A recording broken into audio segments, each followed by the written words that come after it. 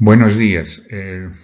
Ahora vamos a desarrollar el tema de la auscultación cardíaca desde un punto de vista práctico. O sea, les voy a dar los elementos básicos o los tips, digamos, de cómo es que tienen que enfrentar auscultatoriamente a sus pacientes para que lleguen a diagnósticos a través de la auscultación.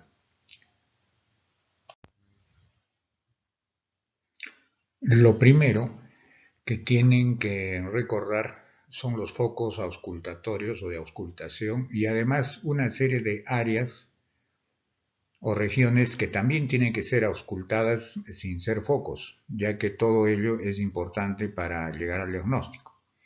Entonces aquí tenemos que el segundo espacio intercostal, borde derecho paraesternal, es el foco aórtico principal.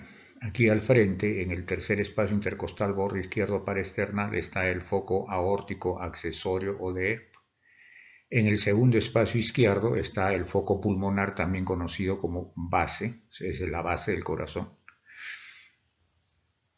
El foco tricuspidio está ubicado en el tercio inferior del esternón, incluido apéndice cifoides, pero hacia la izquierda, en el borde paraesternal. O sea, ese es el foco tricuspidio.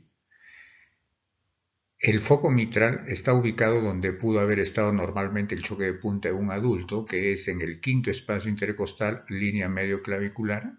En ese cruce es el foco mitral, también conocido como ápex o punta del corazón. El área que está entre el foco tricuspidio y el foco mitral, esta que está acá, es conocida también como mesocardio.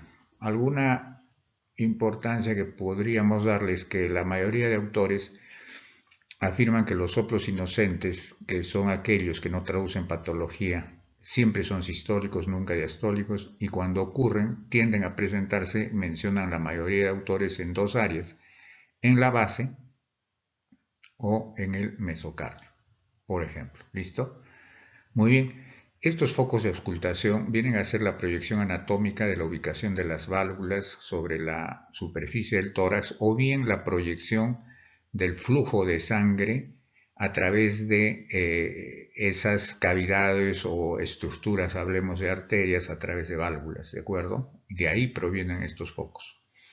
Ahora, todos los autores de libros van a decirles que ustedes deben establecer un hábito auscultatorio. Eso quiere decir que sin pensarlo, de forma automática, en todos los pacientes debieran desplazar el estetoscopio de una forma ya, digamos, hecho un hábito, ¿sí?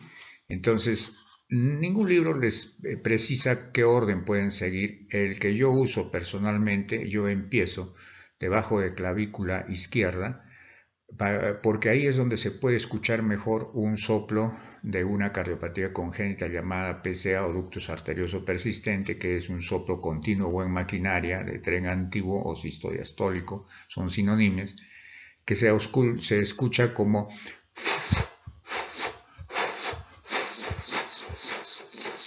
ese soplo se escucha mejor acá. Luego bajo mi estetoscopio hasta la base o foco pulmonar donde todavía se le puede seguir oyendo. En la base o foco pulmonar yo podría oír un soplo sistólico de una estenosis de válvula pulmonar, que es una congénita poco frecuente. Podría oír un soplo sistólico de una cardiopatía congénita frecuente, como CIA, comunicación interauricular.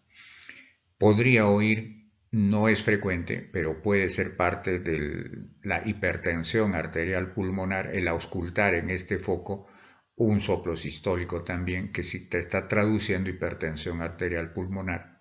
Podría oír acá un soplo diastólico de insuficiencia de válvula pulmonar, conocido como el soplo de Graham-Still. Podría percibir acá cómo está la intensidad del segundo ruido, o sea, el componente pulmonar del segundo ruido, ya que si estuviera aumentado me hace pensar en hipertensión arterial pulmonar. Podría también aquí escuchar algún desdoblamiento del segundo ruido, desde el desdoblamiento fisiológico, el paradójico o los permanentes, variable o fijo, como vamos a ver luego. Todo eso puedo oír en esta área. Y lo que dijimos antes, un soplo inocente. También podría oírlo acá, que es histórico. Bajo mi esteto al tercer espacio, que es el aórtico accesorio o de Erb, y yo aquí puedo escuchar más tenue que en el principal un soplo sistólico de estenosis de válvula aórtica, por ejemplo. Aquí mismo es donde debo buscar un soplo diastólico de insuficiencia de válvula aórtica. Bajo mi esteto ya estoy en el cuarto espacio, que no es un foco, pero que la mayoría de autores afirman que es donde se escucha mejor el soplo de una cardiopatía congénita también frecuente, como es la CIB, la comunicación interventricular. Incluso afirman los libros que se puede irradiar en barra hacia los costados. Sin embargo, quiero hacer un paréntesis. En la práctica clínica diaria, tanto el soplo del CIA que se debiera oír acá como el del CIB que se debiera oír acá se pueden escuchar en todo el borde parasternal izquierdo, y no es fácil precisar por el foco si estoy oyendo un CIA o un CIB. Más nos va a orientar la forma del soplo, como vamos a ver luego. Sigo bajando el esteto y ya estoy en el tercio inferior del esternón borde izquierdo, o sea, en el foco tricuspidio, donde yo puedo escuchar un soplo sistólico de la insuficiencia de la válvula tricuspidia. Le ejecuto maniobra de Rivero-Carvalho y en el 70% me sale positiva. De aquí desplazo mi estetoscopio hacia el foco mitral. Cuando estoy atravesando el mesocardio, nuevamente podría escuchar un soplo sistólico y un soplo inocente. Llego al foco mitral, punta o ápex, y aquí yo voy a buscar escuchar un soplo sistólico de insuficiencia mitral que característicamente debiera desplazarse hacia la axila, no digo al hueco axilar, sino hacia la axila a nivel del mismo espacio intercostal, el quinto, pero se le denomina axila, se irradia el soplo hacia acá. También en este foco mitral voy a auscultar un primer ruido aumentado, un chasquido de apertura mitral, y con bastante cuidado podría llegar a oír dos soplos en diástole, todo ello propio de la estenosis mitral, auscultado en este soplo, en este foco. De ahí yo desplazo mi estetoscopio al borde derecho del esternón, donde no debo oír nada de esto, o si escucho los ruidos normales, los oigo bastante atenuados. Pero ¿de qué manera me voy a enterar que tiene una destrocardia el paciente si no pongo mi esteto en este lado, donde percibiría muy nítidos los ruidos acá, y aquí los percibía a las justas, lo cual me hace sospechar una destrocardia? Luego, de inmediato, subo rápidamente el esteto al foco aórtico principal, donde voy a buscar oír un soplo de estenosis de válvula aórtica. ¿Sí? Si antes, durante la secuencia del examen físico, no puse el estetoscopio sobre las ambas carótidas sobre el cuello, es el momento en que retiro mi estetoscopio y lo pongo sobre ambas carótidas, buscando soplos de estenosis carotídeas, o bien buscando oír la irradiación de un soplo de estenosis aórtica hacia las carótidas. ¿Listo?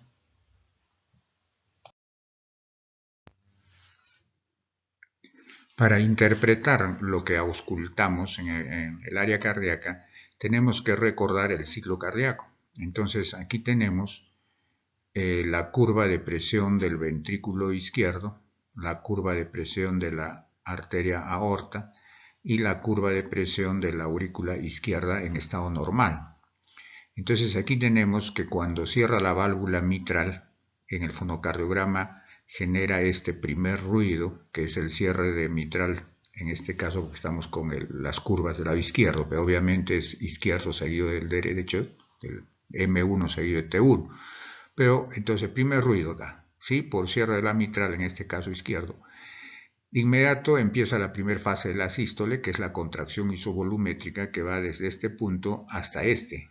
Aquí, como vemos, la presión dentro del ventrículo está aumentando porque está en contracción el músculo, pero todavía no han abierto ninguna válvula. Es aquí cuando la presión del ventrículo izquierdo supera la presión diastólica, 80 milímetros de mercurio de diastólica de la aorta, recién ahí se abre por juego de presiones la válvula aórtica.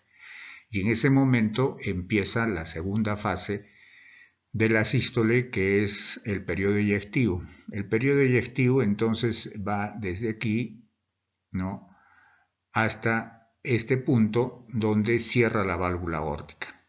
Aquí cuando la curva de presiones ya está cayendo dentro del ventrículo, cuando cae la presión dentro del ventrículo por debajo de la presión de la aorta, en ese momento cierra la válvula aórtica y se genera el segundo ruido, en este caso el cierre de A2, válvula aórtica, genera el segundo ruido. La presión dentro del ventrículo obviamente sigue cayendo. La presión en la aorta, una vez que inicia la diástole, acá está iniciando la diástole, la primera fase de la diástole es la relajación isovolumétrica, que es esta curva. La sístole acá, con el cierre de la válvula aórtica. A partir de aquí es diástole. Primer fase de la diástole, relajación isovolumétrica. Cae la presión dentro del ventrículo, pero las válvulas están cerradas. Recién cuando la presión del ventrículo cae por debajo de la presión de la aurícula izquierda, es que se abre la válvula mitral y empieza la segunda fase de la diástole ventricular, que es el llenado rápido. Aquí hay un lento, que entre ambas constituyen la segunda fase, y cuando ya está por cerrar la válvula, aquí viene el aporte en la tercera fase de la diástole, que es la contracción auricular. Aporta con el 20% del llenado ventricular a través de esta contracción de la aurícula, y ahí nuevamente cierra la válvula mitral y acaba la diástole, ¿sí? Entonces, contracción isovolumétrica, eyección, relajación isovolumétrica, llenado rápido ventricular, contracción auricular, es un llenado pasivo. ¿Listo? Son las fases del ciclo cardíaco y relacionadas con el fonocardiograma. Lo siguiente que tenemos que entender es que las válvulas normales al abrir son silenciosas, mientras que al cerrar generan ruidos. De ahí provienen los ruidos cardíacos normales. Entonces el primer ruido, como vemos ahí, está dado por el cierre de la válvula mitral, seguido inmediatamente por el cierre de la válvula tricúspide. Mecánicamente ocurre primero los fenómenos del lado izquierdo y luego derecho, al revés de lo eléctrico.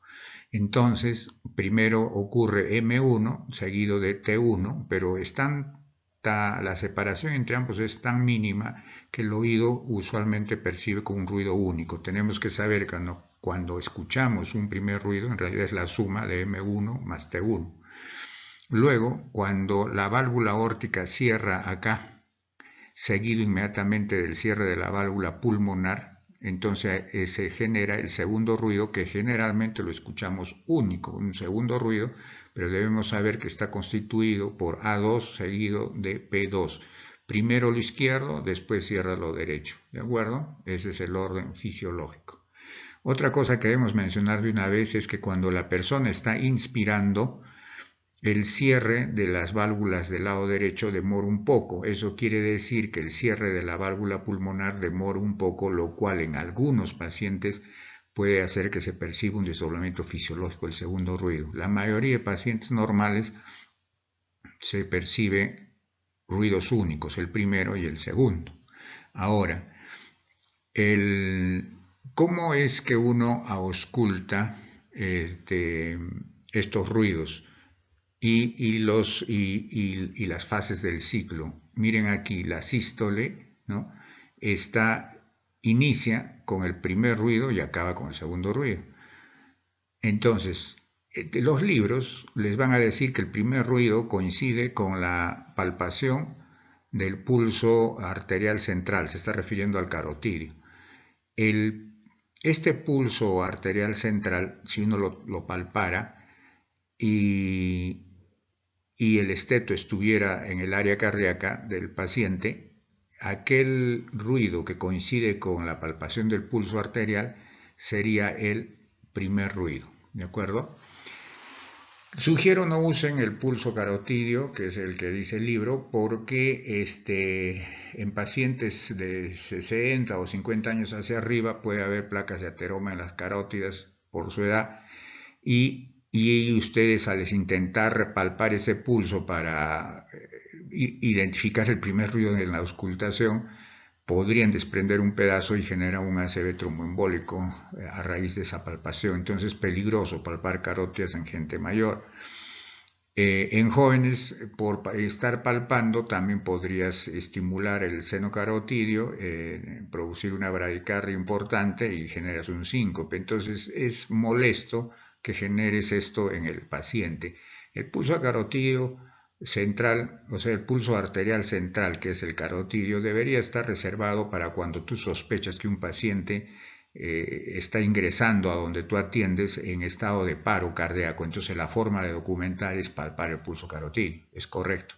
Pero si el paciente está despierto, está caminando, es un paciente que no sospechas paro, sean cautos en la palpación del pulso carotidio, ¿sí? A lo sumo, para ver amplitud de simetría de amplitud entre ambas carótidas y punto.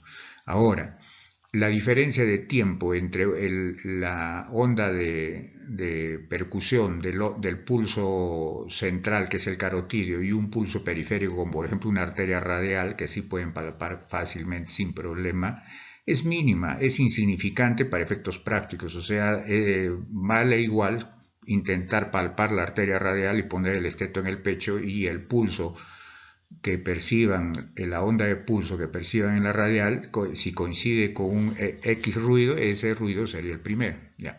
Los que tienen facilidad para hacer esta coordinación cerebral, esta sincronización cerebral, en buena hora, pero no es simple hacerlo. Entonces hay otras formas de ayudarse. Tienen que entender que la sístole es un fenómeno eléctricamente activo, es una despolarización del ventrículo, por ende mecánicamente hay contracción de ese ventrículo, por ende es un fenómeno activo y rápido, breve. En cambio la diástole, que viene después, es un fenómeno eléctricamente pasivo, repolarización, y eléctricamente hay relajación muscular. Entonces la diástole es larga, mientras que la sístole es breve, porque esta es activa y la otra es pasiva.